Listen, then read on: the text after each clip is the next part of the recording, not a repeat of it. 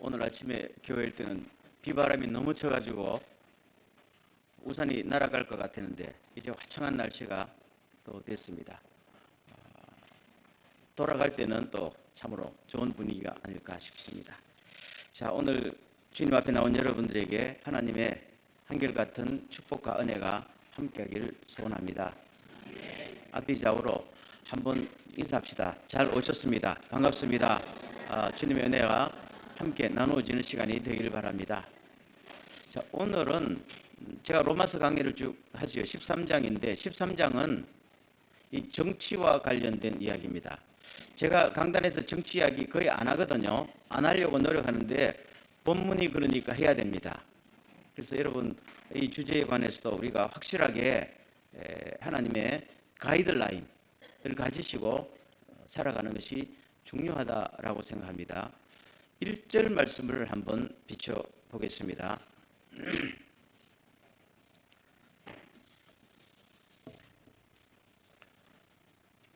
다 같이 한번 읽을까요?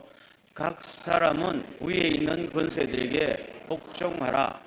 권세는 하나님께로부터 나지 않음이 없나니 모든 권세는 다 하나님께서 정하신 바라. 아마 이 귀절이 생소하신 분도 있겠지만은 저 로마서 13장 1절 오늘 7절까지 이 귀절이 한국 교회에서는 엄청난 논란의 하나의 근거가 되었던 귀절입니다. 아마 예전에 박정희 시대, 박정희 정권 18년 동안에 기독교계가 양쪽으로 나뉘어져서 독재 정권에 항거할 것인가, 아니면 저 성경 말씀대로 복종할 것인가 하는 문제가 있었지요. 보수적인 교회에서는 말씀대로 아무리 정권이 부패하더라도 복종해야 된다 라고 하면서 차라리 말씀대로 비난만 하지 말고 그들을 위해서 축복하고 기도해야 되지 않겠느냐 하면서 조찬 기도회라는 것을 그때 만들었지요. 그전부터 조금 있었습니다. 해가지고 대통령과 나라를 위해서 열심히 기도했어요. 잘하는 일입니다. 근데 가끔 극히 어떤 분들은 와서 조금 더 지나치게 현 정권에 너무 또 권력 바라기처럼 한 분들도 있어서, 그러다 보니까 이제 진보 쪽에서는 아니 너희들 교회가 그게 뭐냐, 부패한 정권의 시녀냐, 또 이렇게 되어서 아니 정의를 부르짖어야 되는 것이 교회 사명 아니야 하면서 또 열심히 플래카드 들고 또 하기도 하고 무슨 했었어요. 그게 이제 주로 군사정권, 그러니까 박정희, 전두환, 노태우 쭉 하면서 이 정권에 항거할 것이냐 복종할 것이냐 이슈가 되다가 이제 소위 그 문민정부라는 그 시대가 왔죠. 김영삼, 김대중, 그 다음에 노무현 대통령으로 이런 이 시대에 오면서 조금 양상이 바뀌어졌어요. 좌우의 대립으로 갑니다. 사상 대립으로. 남북 문제, 가난의 문제, 소외의 문제에 대해서 가진 자의 쪽이냐 못 가진 자의 쪽이냐, 지금도 한국은 그 이슈 속에 사실은 있는데요. 그러다가 이제 이명박 정권 이후로 오면서 이것이 다 확산되고 깊이 되어서 서울역 광장에 가서 촛불을 들어야 되냐 말아야 되냐, 너 갔어 안 갔어, 안 갔어 안 갔어, 이것이 교회 안에서도 이게 되었고 목회자들 모이는 모임에도 가면 늘 이것이 이슈가 돼가지고 그냥 이슈가 아니고 이것이 그냥 우리나라 사람들은 싸우면 또 되게 싸우잖아요. 딱 갈라져서 야 이게 교회가 뭐냐. 그래서 이 간격이 한국 사회도 지금 오른쪽 왼쪽에 갈라져서 간격이 좁아지지 않잖아요. 특별히 이제 분단된 나라에서 이게 언제 좁혀질지요. 통일이 돼야 될 텐데 교회도 똑같이 쪼개졌어요 지금. 그래가지고 너 어느 편이냐 이거지요. 아니 예수 편이라고 그러면 그래도 어느 편이냐? 좌냐 우냐? 어려운 문제입니다. 어려운 문제입니다. 거기도 우리는 또 국가까지 달려서 너 축구하면 어느 편에 들래? 또 이런 문제까지도 벌어지잖아요. 사실은 성경은 이 문제에 대해서 케이스 바이 케이스로 답을 주지 않습니다. 성경은 그런 책이 아니니까요.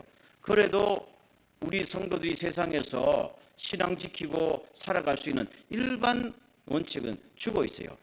그것을 우리가 한번 깨닫고 우리의 삶에 지혜롭게 적응할 수 있기를 주의 이름으로 축원합니다. 이것은 국가의 문제만 아니라 권위의 문제이기 때문에 교회 안에서, 직장에서, 일반 단체에서든지 다 통용되는 일반 원칙이다 하는 것을 기억하십시오. 첫째, 보십시오. 각 사람은 위에 있는 권세들에게 뭐하라? 복종하라. 그럼 복종하라 하면은 할 수도 있고 안 할 수도 있다는 말은 아니죠. 성경 말씀은 항상 하라면 해야 돼요. 몇 프로 해야 돼요? 100%예요. 100%. 무슨 마음으로? 자발적으로 해야 돼요. 마음에 드느냐 마음에 안 드느냐 관계없어요. 하나님의 명령이니까요. 왜냐하면은 권세는 하나님으로부터 왔으니까요 라고 정확하게 말합니다. 여러분 우리가 일본에 살고 있죠. 그럼 일본에 세우신 모든 제도도 하나님의 능력과 하나님의 권한 밖에 있는 거예요? 아니죠. 하나님은 온 우주의 하나님이기 때문에 일본의 천황제도가 있고 수상이 있고 일본의 각 현마다 지사들이 있고 하는 모든 이 일본의 경찰과 군대 모든 이 조직들이 있어요. 그러면 우리가 그것을 인정해야 돼요? 안 해야 돼요? 해야 됩니다. 마음에 들어도 인정하고 마음에 안 들어도 인정해요. 누가 세웠어요? 하나님이 세웠다. 이 굉장히 중요한 시각입니다. 하나님이 세웠다는 겁니다. 우리는 누구를 믿어요? 하나님을 믿지요. 우리의 임금은 누구예요? 하나님이지요. 근데 하나님이 세웠다잖아요. 그럼 하나님이 교회만 세운 게 아니고 하나님이 국가를 세웠어요? 국가도 세웠죠. 그럼 국가도 하나님의 질서와 하나님의 원칙대로 움직이고 교회도 하나님의 질서와 하나님의 원칙대로 움직이죠. 하나님께서 교회에도 은혜를 주신 것처럼 국가에도 당신의 은혜와 능력을 주실까요? 주셔야 움직이지요. 믿어요. 그렇다면 국가에 세운 모든 권세들도 하나님이 세우셨기 때문에 하나님께 복종하는 것처럼 복종하라. 아멘. 그겁니다. 그럼 여기서 저 복종이라는 의미 말입니다. 조금 세요. 센 의미예요. 그런데 제가 생각할 때는 저 의미가 에베소서 5장에서 아내들에게 남편 공경을 할 때도 복종하라고 해요. 에베소서 5장 22절에 뭐라고 말씀하는가 하면 아내들이요 남편에게 뭐 하기를? 복종하기를 예수님께 하듯 하라 했단 말입니다. 일단 아멘 좀 해보세요, 여러분들. 아멘, 아멘 해놓고 이야기하자고요. 근데 그 복종하라 할 때에 그러면은 아내가 남편한테 종이 주인한테 하듯이 꼼짝도 못하고 벌벌 떠는 이 복종이라는 뉘앙스로 받아들여집니까? 아니죠. 아니라고 말하고 싶지요. 할 말 다 하잖아요. 잔소리 다 하잖아요. 할 말을 하지 말라는 게 아니에요. 문제는 권위의 문제입니다. 하나님께서 권위를 세우는데 그걸 뭐 하라는 거예요? 인정하라는 겁니다. 인정하고 받아들이라는 겁니다. 그래야 가정이 유지되고 국가가 유지되고 교회가 유지된다는 것이죠. 이렇게 생각하면 돼요. 요새 맞벌이 하잖아요. 아내가 남편보다 돈을 많이 버는 가정이 있을 수가 있죠. 그 아무리 많이 벌어도 아내가 그 가정의 가정이 되는 건 아니다는 것이죠. 아멘 좀 해도 괜찮은데요. 아멘. 이거는 왜요? 권위의 문제니까요. 집에 동생과 형이 있죠. 형이 홈리스고 동생이 대통령이 될 수 있어요. 그렇지만 형 동생이 절대로 바뀌지는 않은 거예요. 그 사람이 국가의 대통령이지만 집에 오면은 뭡니까? 장남 아니에요. 그래야 가정이 형성되는 거 아니에요? 그게 하나님이 가정도 세우시고 하나님이 국가도 세우시고 하나님이 교회예요. 이 자리에 대통령이 와도 그 사람이 강단에서 설교하는 거 아니잖아요. 그 하나님이 세우신 분야가 있고 권위가 다 따로 있어요. 그러면 우리는 뭡니까? 하나님이 세우셨다면 내가 그 단체에 가고 그 그룹에 가면 그걸 뭐 해야 돼요? 인정하고 존중하고 받아들여요. 이것이 뭐라는 거예요? 복종이라는 겁니다. 그러면 마음에 안 들어도 받아들여요. 이걸 복종이라는 거예요.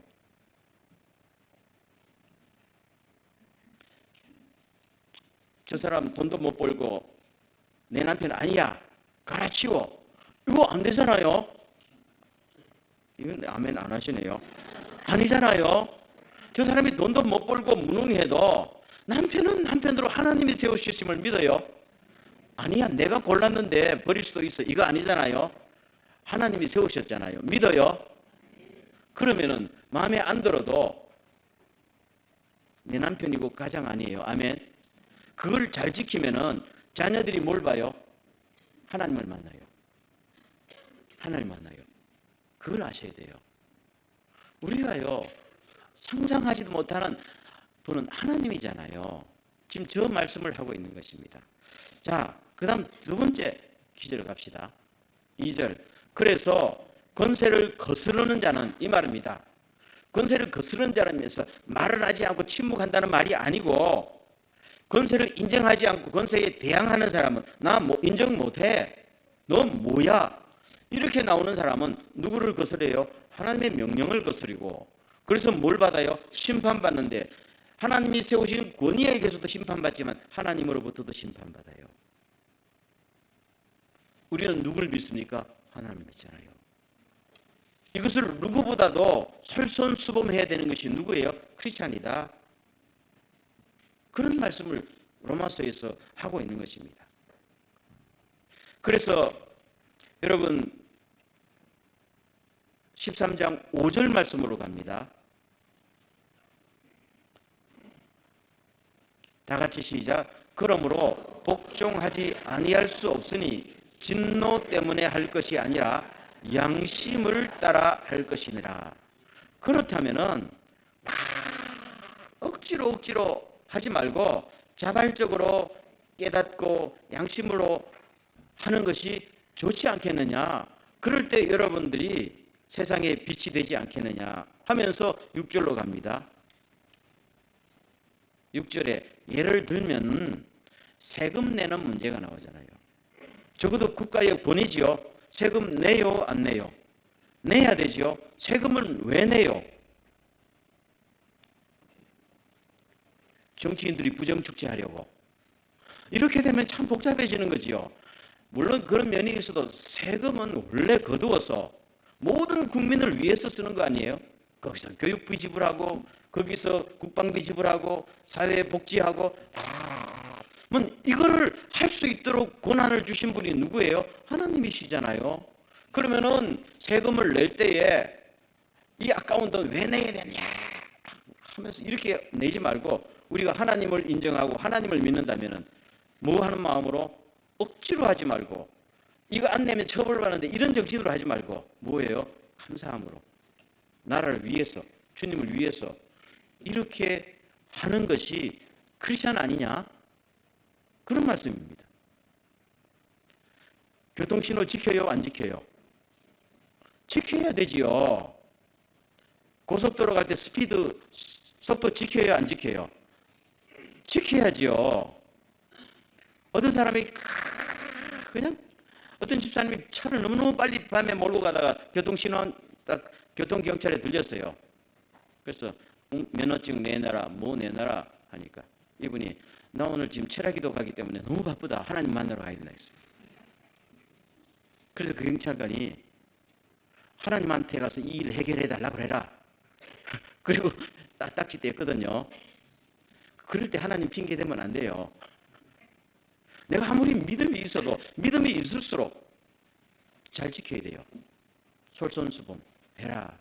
왜냐하면 이 로마 시대 때에 사람들이 막 신앙이 들어가고 너희들이 하나님의 자녀가 됐다니까 뭐 그냥 오히려 그냥 자기가 말이죠. 뭐가 된 것처럼 알고 막 이게 뭐냐, 뭐 국가가 뭐냐, 항상 그 로마 정부가 너무 부패했으니까 욕을 하다가 자기도 망가지고 교회도 핍박받고 쓸데없이 화를 자초했는데 그러지 말라는 말씀입니다. 자, 사실은 성경에 보면요,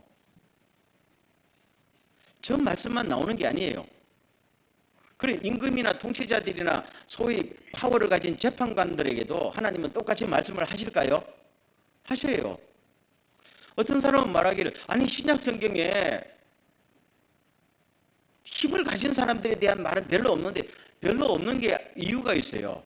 초대교회 당시에 교회 안에 힘 있는 사람들이 없었거든요. 그러면 하나님께서 사도 베드로를 시켜서 너 로마 황제한테 그딴 짓 하지 말라고 편지 써라, 그렇게 말한 거 아니잖아요. 신약 성경은 모든 교인들에게 하나님의 격려와 권면을 주는 편지가 신약 성경이 된 거잖아요. 만약에 그때 교회 안에서 황제가 나왔으면은 너 똑바로 해라고 편지 썼겠지요. 근데 사실은 구약 성경에는 이런 기절들이 많아요. 왜냐하면 다윗부터 시작해서 다 하나님의 통치를 받던 사람들이고 재판관들이 하나님의 통치를 받던 사람들이니까 구약 성경에는 정확하게 이 점을 말하고 있어요. 예를 들면 시편 62편 보면은 통치자들에게 너희들은 착취를 일삼지 말고 훔친 물건을 자랑하지 말며 재산이 늘어도 그것을 의지하지 말아라. 하나님이 한두 번 하신 말씀을 들었지만 능력은 하나님께 속한 것이다. 똑바로 하라 이 말이에요. 너 하나님께서 세웠기 때문에 세웠는데 네 힘으로 그 자리에 있는 거 아니냐. 두려워하라는 말씀입니다. 특별히 재판하는 사람들에게 주신 말씀이 있어요. 그들에게 이렇게 지시하였다. 여러분들은 모든 일을 조심스럽게 처리하십시오. 여러분의 재판은 사람을 위한 것이 아니라 하나님을 위한 것입니다. 그러므로 판결을 내릴 때 하나님께서 여러분과 함께 계신다는 것을 알고 하나님을 두려워하는 마음으로 신중하게 재판하십시오. 참 놀라운 말씀이죠. 이 사람하고 다퉈서 재판받으러 갔어요. 그러면 판사는 이 사람과 이 사람 사이를 잘 해결해 준다, 이런 정신으로 재판하면 안 된다는 이야기예요. 그럼 뭐냐? 이 두 사람의 사건도 잘 물론 해결을 해야 되지만은 이 사건을 통해서 하나님께 가장 영광이 되는 해결점을 찾아야 된다는 것입니다. 그게 뭐예요? 재판이에요. 아멘. 참 중요한 메시지를 하고 있는, 이게 크리스찬의 메시지예요. 이 재판이 사람 사이의 문제 해결로 끝나서는 안 된다는 겁니다. 그럼 항상 치우치잖아요. 그래서 이 사건을 통해서 정말로 하나님이 무슨 하나님의 뜻과 하나님의 영광이 가장 드러나야 됩니다. 얼마나 탁월한 놀라운 말씀이 있잖아요. 그래서 이 자리에 하나님께서 재판장이라는 걸 생각하시면서 두려고 떨림으로 하십시오. 아멘. 참 놀라운 말씀이시죠. 하나님께서는 양쪽에 치우치지 않으시오. 똑같이 주세요. 그럼 오늘 우리가 이 본문을 통해서 적용을 몇 가지로 생각해 보자고요. 촛불을 들어야 돼요? 안 들어야 돼요? 사실 이 문제는 여러분의 개인적인 판단의 영역에 속하는 겁니다. 그런데 오늘 더 중요한 것은 방금도 말씀드렸지만 하나님께서 세상을 통치하시는 하나님의 어떤 가이드라인을 알 때에 우리는 그 안에서 하나님의 기대도 저버리지 않고 우리가 자유롭게 활동할 수 있잖아요. 그게 아니고 너무 좁혀지면 너 같이 안 같이 이걸 따지면 교회도 힘들어져요. 그렇기 때문에 우리는 울타리를 조금 넓게 치고 하나님의 가이드라인을 우리가 아는 것이 중요하다, 그런 말씀입니다. 자, 그러면 제가 지금 방금 로마서를 통해서 말씀드린 것과 연결해서 예수님의 오늘 한번 봅시다. 요한복음 19장에 보면은 특별히 예수님께서 빌라도 앞에 나가서 재판받는 것을 기록해 놓고 있어요. 그런데 빌라도가 예수님을 보고 그렇게 말합니다. 너 좀 말해봐. 요새 말하면 말해봐. 아주 뭐 파워 당당한 사람이 죄수 앞에 놓고 한 말 하잖아요. 내가 너를 죽일 권한도 있고 살릴 권한도 있어. 내한테 한번 어필해봐 그러잖아요. 그랬더니 예수님께서 자기를 변호한 게 아니고 탁 받아서 하는 말씀이 당신의 저 권위는 하나님이 세우신 거야. 딱 그러잖아요. 하나님께서 너를 그 자리에, 재판장의 자리에 앉히셨기 때문에 당신이 그 자리에 있는 거야. 근데 그 다음 말씀이 중요해요. 그러나 나를 당신에게 넘겨준 사람들의 죄는 더 크다. 심판을 받을 것이다. 그 말은 빌라도가 죄가 있다는 겁니까? 없다는 겁니까? 있다는 거예요. 더 크다는 말씀은 유대인들의 죄가 더 크지만은 너의 죄도 똑같이 있다는 이야기예요. 그게 주님의 입장이에요. 주님이 침묵하신 겁니까? 안 하신 겁니까? 침묵 안 하셨어요. 넌 나쁘다는 이야기예요. 빌라도 잘한다고 말씀하신 적 없어요. 빌라도 너 죄 짓고 있다는 이야기를 하신 겁니다. 너한테 넘겨준 유대인들은 더 큰 죄를 짓고 있고, 그래서 뭐요? 심판받는다는 이야기예요. 그렇지만은 당신을 누가 세웠어요? 내 아버지 하나님이 세웠기 때문에 그건 아버지의 권위라는 겁니다. 나는 그 권위를 존중한다. 그 결과 재판 받았어요? 안 받았어요? 재판 받고 십자가에 죽으셨어요. 죽는 자리인데 빌라도의 재판이 옳기 때문에 따랐을까요? 아니에요. 그보다 더 중요한 건 아버지의 뜻이 있어요. 아버지가 세웠기 때문에. 딱 이유는 그거예요. 자, 이게 오늘 성경 말씀에 가장 되잖아요. 만약에 그 자리였어요. 하나님께서 너 나쁜 놈이야. 빌라도가 나쁘잖아요. 그 재판이 모함으로 가득 찬 불법 재판이잖아요. 정의냐 정의가 아니냐는 기준으로 따지면은 주님의 능력으로 빌라도 옷 벗게 해야 되죠. 주님은 그 정도 능력이 있어요, 없어요? 있어요. 너 옷 벗어. 그 자리에 죽일 수도 있어요. 이 재판 무효야. 그리고 내가 십자가에 안 달려야 돼. 십자가에 안 가면 그만이잖아요. 이게 정의 아니에요, 정의. 근데 주님께서 십자가에 정의를 부르짖으면서 십자가에 안 달리셨으면은 오늘 구원의 역사가 일어나요? 세상 사람들이 기준으로 정의냐 정의가 아니냐, 옳으냐 그러냐 하는 것보다 더 중요한 하나님의 영역이 있어요, 없어요? 있어요. 주님께서 보여주시잖아요. 우리가 정의를 위해서 목숨을 걸자 할 때에 주님께서는 그것을 넘어서서 하나님의 뜻을 위해서 내가 목숨을 내놓는다. 우리는 크리스찬이에요. 하나님께서, 예수님께서 빌라도 앞에서 그랬잖아요. 나의 나라는 네가 임금이냐 하니까 그렇다. 그렇지만 나의 나라는 이 세상 나라가 아니다라고 정확히 말씀했어요. 우리는 땅에 속한 사람이 아니고 하늘에 속한 사람이죠. 때문에 다른 차원이 있다 하는 것을 가만히 생각해 보면은, 그렇다고 이 세상에 정의냐 정의가 아니냐인 것에 무관심하라는 말은 아니지요. 자, 그러면은 성경에 몇 구절만 더 볼까요? 예를 들면은 디도서 3장 말씀에 사도 바울이 자기의 믿음의 아들 디도에게 편지합니다. 어느 교회에서 목회하고 있었거든요. 그대는 신도들을 일깨워서 통치자와 집권자에게 복종하고 순종하도록 만들어라. 그리하여서 모든 선한 일을 할 준비를 갖추게 하라 그랬습니다. 이 말씀 보세요.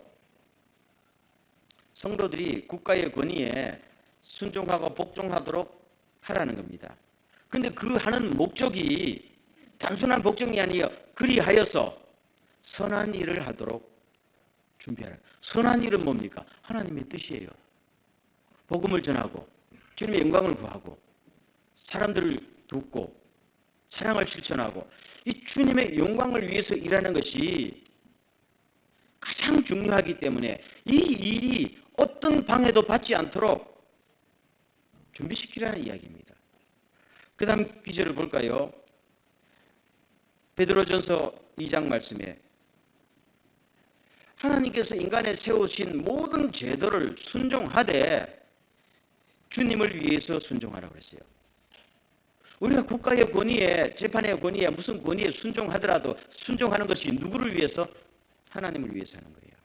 궁극적인 뭐 하나님을 위해서, 하나님의 영광을 위해서 하는 것입니다.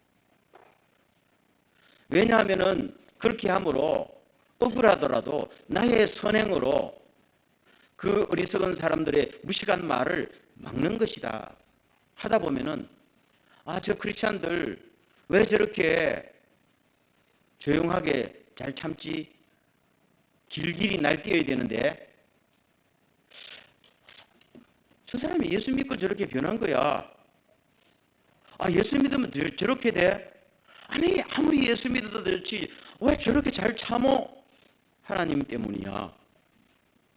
이게 한 번, 두 번, 세 번 하면서 저 사람들은 우리와 무언가 다르다.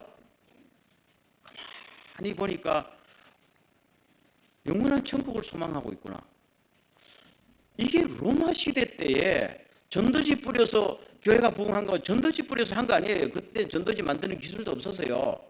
삶으로 보니까 자기 집 노예가 그렇게 하고 자기 집에 지금 점원이 그렇게 하는 걸 보니까 전부 다 감동받으면서 처음에 그랬어요. 나는 바빠서 못 나가나. 여보 당신은 교회 나가세요. 교회 나가면 절대로 바람 안 피거든요. 나가세요. 자기 부인들 보고. 그 성적으로 물러나는 시대에 남편은 전쟁으로 가면 몇 년 10년 걸리니까 교회 나가면 여자들이 다 정말로 그렇게 되는 거 보니까 얼마나 감사해요. 자기는 핍박하면서 집에 나가라. 자기 아내 나가면 애들 따라 나가지요.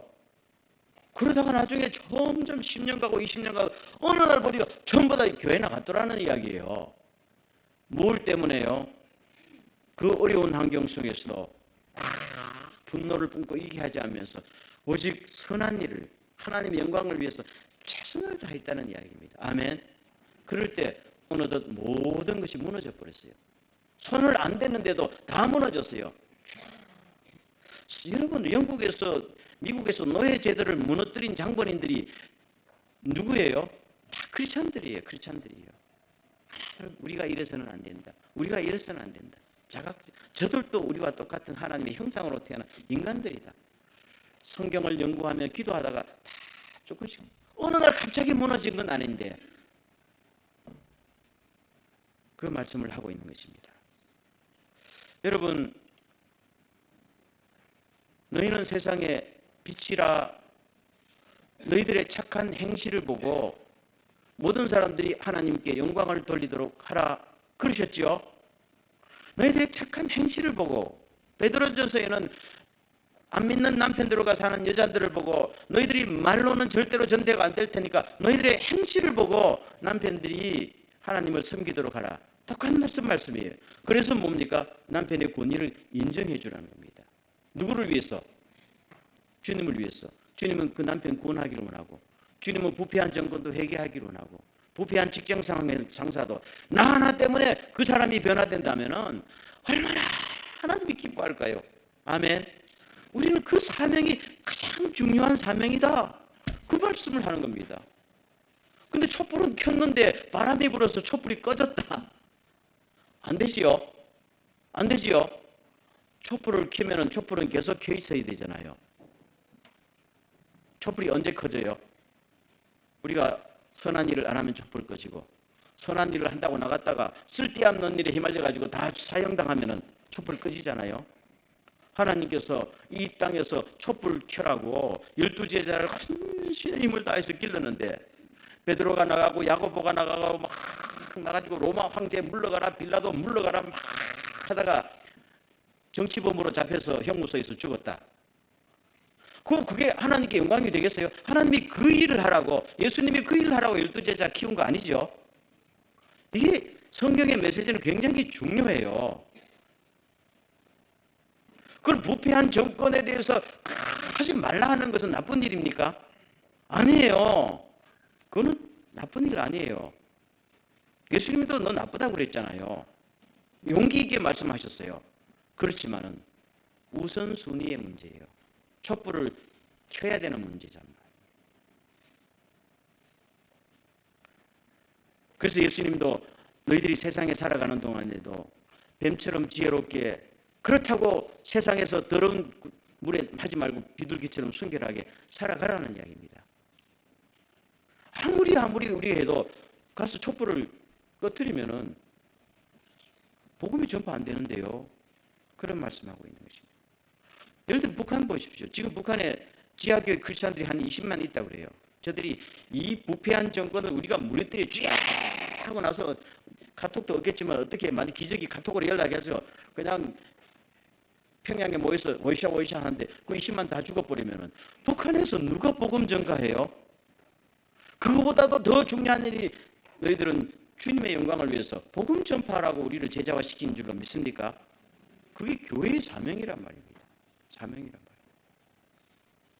여러분이 잘 아시겠지만 아니 그래서 사도 바울 같은 사람도 억울하게 감옥에 갇혔을 때 이 감옥을 부수고 나를 끄집어내 주세요. 그래야 하나님 살아계신 줄을 내가 믿습니다. 이게 말이 됩니까? 이렇게 외치지 않고 이렇게 금식기도 하지 않아요. 그런 거 금식기도 하면 안 돼요. 그런 거 아직 안 하고 주여 이 감옥에서도 하나님께 영광을 드릴 수 있는 방법이 무엇입니까? 하고 눈을 가만히 떠보니까 감옥의 간수들이 아무도 예수 안 믿네. 그래 밖에서 전도하나 안에서 전도하나 똑같지 않나? 오히려 저 사람들은 복음 들어볼 기회가 없으니까 이때다 앞에서 복음을 전하니까 이상하게 그들도 예수 믿네요. 너무너무 감사하고 그냥 기적이 나서 빌립보 교인들은 내가 갇혔는데 12대 로마 군대 12대들에게도 복음이 전파되고 있다. 할렐루야 아멘. 그래서 결론이 내게 능력 주시는 자네 내가 모든 걸 할 수 있습니다. 환경이 문제가 아니고 감사합니다. 이게 크리스찬이에요. 크리스찬이에요. 자, 말씀을 맺겠습니다. 시청학 광장에 나가야 될까요? 안 나가야 될까요?